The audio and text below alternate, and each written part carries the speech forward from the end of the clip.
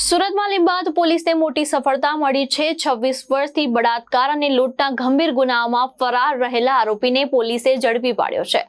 મહારાષ્ટ્રના સાંગલીનો રહેવાસી આ આરોપી સુરત પોલીસની ટોપ 16 ઇનામી યાદીમાં સામેલ હતો। સુરત લીંબાદ પોલીસે લાંબા સમયથી ફરાર રહેલા આરોપી સુનિલ ઝુંબર કાળેને ઝડપી પાડવામાં સફળતા મેળવી છે। 60 વર્ષીય આરોપી મહારાષ્ટ્રના સાંગલીનો રહેવાસી છે અને તે બળાત્કાર, લૂંટ અને છેડતી જેવા 3 ગંભીર ગુનાઓમાં વોન્ટેડ હતો। આરોપીને મહારાષ્ટ્ર કર્ણાટક બોર્ડર નજીક સાંગલીના જંગલ વિસ્તારમાંથી ઝડપવામાં આવ્યો હતો। પોલીસે આ ઓપરેશન માટે 5 દિવસ સુધી સ્થાનિક વેશ ધારણ કરીને જંગલમાં વોચ ગોઠવી હતી। આરોપીએ વર્ષ 2003માં સુરતના પર્વત ગામ વિસ્તારમાં ખેતરના મકાનમાં ઘૂસી લૂંટ અને બળાત્કારનો ગુનો આચર્યો હતો। આ ઉપરાંત સાંગલીમાં પણ તેના વિરુદ્ધ હત્યાનો ગુનો નોંધાયેલ છે। ઉલ્લેખનીય છે કે આરોપી સુરત શહેરના ટોપ 16 ઇનામી નાસ્તા ફરતા આરોપીની યાદીમાં સામેલ હતો। લીંબાદ પોલીસ સ્ટેશન વિસ્તારમાં 2003માં એક લૂંટ વિથ રેપનો ગુનો દાખલ થયેલો હતો।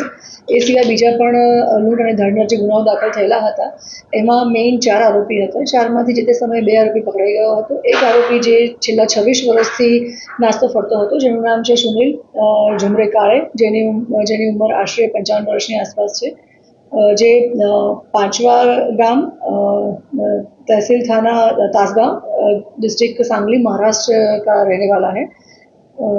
પહેલાં બહુ વર્ષો પહેલાં જ્યારે આ 2003માં ગુનો બન્યો ત્યારે એ પર્વત પાટિયાના વિસ્તારમાં છોટી મોટી મજૂરી કરી અને રહેતો હતો।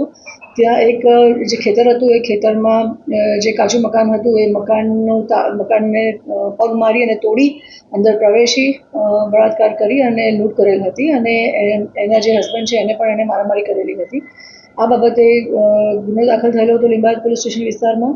4 આરોપી હતા, એમાંથી 2 પકડાઈ ગયા છે અને જે 2 બાકી હતા એમાંથી એક આજે છે સુનિલ ઝુંબરે કાળે, એને અમે લીંબાદ પોલીસ સ્ટેશન અને સ્ટાફનું જે અમારી ટીમ છે એ હ્યુમન સોર્સિસથી અને ટેકનિકલ સર્વેલન્સથી અમે એને ટ્રેક કર્યો હતો, જે ત્યાં છૂટક મૂટક મજૂરી કામ અને નાની મોટી ત્યાં પણ આ પ્રકારે ચોરી કરતો હતો અને હમણાં 6-1 મહિના પહેલાં જે મર્ડરના ગુનામાં 10 વર્ષની સજા કાપી અને એના ગામ પાછો ગયો હતો।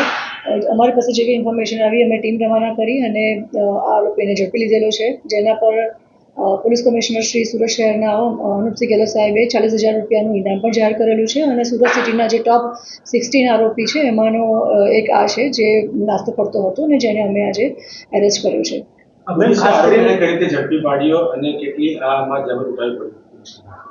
અમે કેટલા વખતથી જે લાંબા સમયથી આરોપીઓ જે નાસ્તા ફરતા છે જે ટોપ 20માં સુરતમાં આવે છે અને જે લોકો ઓલરેડી મેજર ક્રાઇમ્સમાં વોન્ટેડ આરોપી છે એની એક ડ્રાઈવ અમે રાખેલી હતી ઝોન 2 ખાતે સુરત સિટીમાં અને એના ભાગરૂપે જે અમે અમારી જે ટીમ છે પોલીસની એલસીબીની ટીમ છે, લોકલ થાણા અધિકારી છે, ડિસ્ટાફની ટીમ છે, તમામ અમે લોકો આના પર કામ કરતા હતા।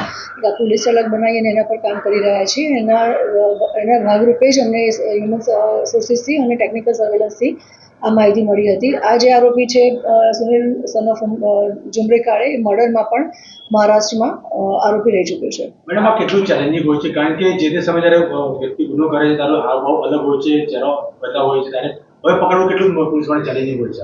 મેઇન અમારી ચેલેન્જ એ જ હતી કે આશરે 26 વર્ષ જેવો સમય નીકળી ગયો છે અને 26 વર્ષ પછી વ્યક્તિનો પોતાની આખી ઓળખ બદલાઈ જાય છે, ફેસનું જે રેકોગ્નાઇઝેશન છે, ફેસના ફીચર્સ છે એ પણ ચેન્જ થઈ જતા હોય છે।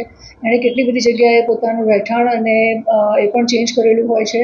સો આમાં અમે ખાસા એની પાછળ 1-1.5 મહિનાથી અમે મહેનત કરી જ રહ્યા હતા અને ટેકનિકલ થોડું સર્વેલન્સની પણ અમે સપોર્ટ લીધો હતો, જે તે ગામના અને જિલ્લામાં સ્ટેટમાં પણ અમે ત્યાં જે લોકલ પોલીસ છે અથવા અમારા બાતમીદારો દ્વારા ખરાઈ પણ કરતા હતા અને ટીમ પણ અમારી ઘણી વખત ત્યાં જઈને સર્વે કરતી હોય છે, ત્યારે અમને એમાં સફળતા મળે છે। એટલે એક આરોપી જે 26 વર્ષ પછી અમે પકડ્યો છે એની પાછળ અમારા તમામ પોલીસ સ્ટાફની એટલીસ્ટ અમારી જે 20 જણની ટીમ છે અને એ 20 જણ દિવસના 6 કલાક કામ કરે છે, તો એ અમારી રોજની 120 કલાકની મહેનત, એવી રીતે 1-1.5 મહિનાની મહેનત અમારે ઓછામાં ઓછા 1000 થી 2000 કલાક અમે આપીએ ત્યારે અમને આ રિઝલ્ટ મળતું હોય છે। ભાવેશ ઉપાધ્યાય, દ્રષ્ટિકોણ ન્યૂઝ, સુરત।